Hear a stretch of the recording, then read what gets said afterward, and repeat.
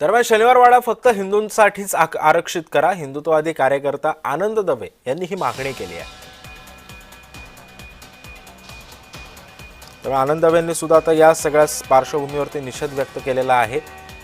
शनिवारवाडा हा फक्त हिंदुत्व लोकांसाठीच फक्त त्याला परवानगी द्या असं सुद्धा त्यांनी म्हटलेलं आहे.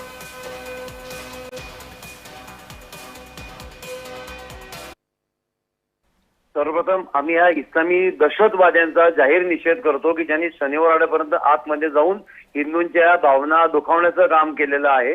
दुसरं तुम्ही जे सांगितलं अतिशय बरोबर सांगितलं की महाराष्ट्रात ह्या घटना सातत्याने घडत आहेत, महाराष्ट्रात नाही पूर्ण देशात घडत आहेत. याचा अर्थ असा आहे की हिंदूंचा वचक राहिलेला नाहीये आणि दुसरं हिंदुत्ववादी सरकारचा सुद्धा वचक राहिला नाहीये.